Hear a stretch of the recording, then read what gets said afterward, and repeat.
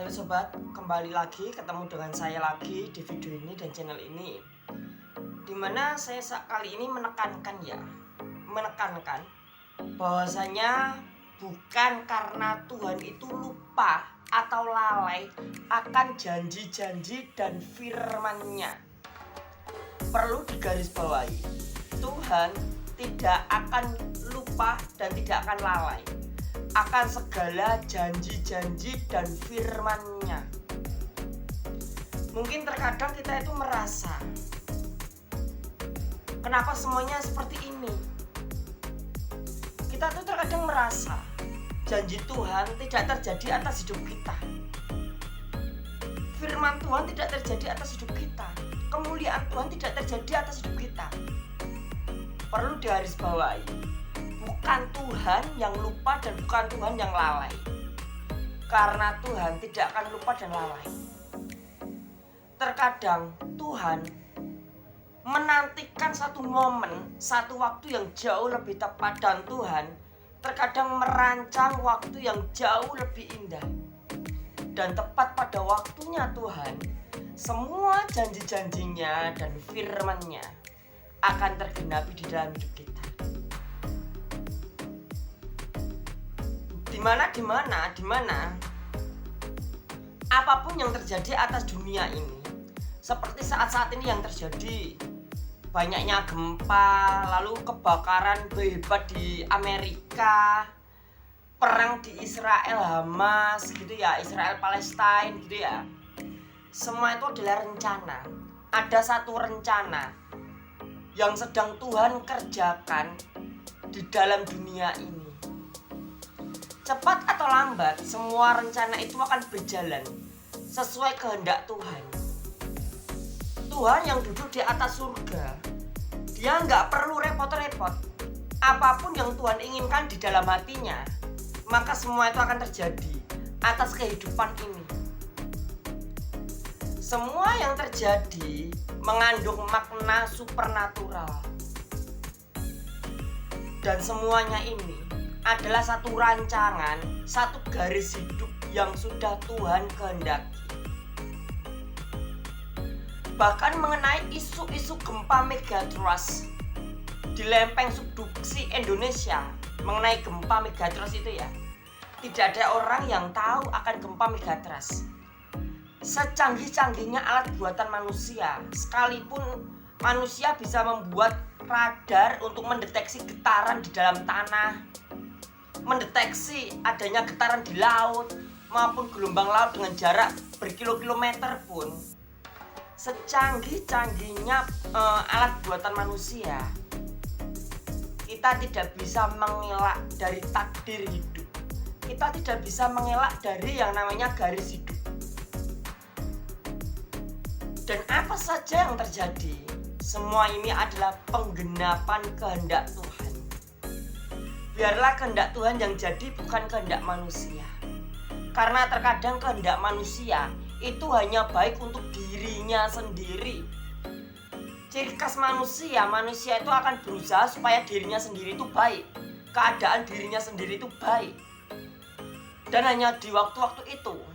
Tapi kehendak Tuhan itu adalah kehendak yang mendatangkan sukacita, kehendak yang mendatangkan kemuliaan atas kehidupan ini.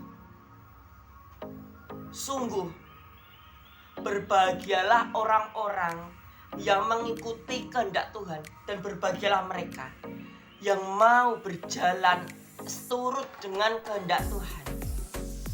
Karena cepat atau lambat, tepat pada waktunya Tuhan, yang mana kita sebagai manusia nggak tahu, karena kita manusia, tepat pada waktunya Tuhan akan menyatakan kemuliaannya atas hidup kita. Dan jangan pernah merasa kalau Tuhan itu lalai atau Tuhan itu tidak menggenapi janjinya. Jangan. Apapun yang saat ini menimpa kita, apapun keadaan kita, sekalipun kita kerja sebagai supir becak atau sebagai pedagang, atau sebagai seorang karyawan, atau seorang pengusaha, ya mungkin saat-saat ini sedang mengalami krisis atau sedang anjlok gitu ya, jangan menyerah. Percayalah, ada satu rencana Tuhan di setiap hidup kita, yang mana bila mana kita mau bertekun dan taat kepada rencana Tuhan, maka tepat pada waktunya Tuhan akan mendatangkan karunia-Nya. Tuhan akan mendatangkan kemuliaannya di dalam hidup kita, supaya bukan kita yang berkarya untuk hidup kita sendiri, tetapi izinkanlah Tuhan masuk dan berkarya di dalam hidup kita, merubah pola pikir kita, kehidupan kita.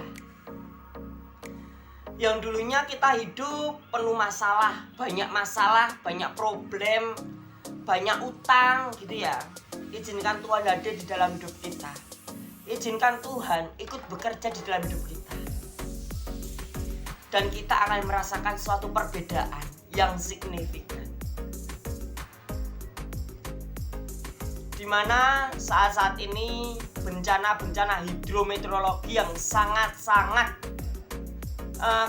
krisis ya, dan sangat-sangat mengerikan, seperti gempa bumi yang terjadi di Tibet akhir-akhir ini ya, di Cina gitu ya, dengan kekuatan 7,1 skala Richter yang menewaskan ratusan orang.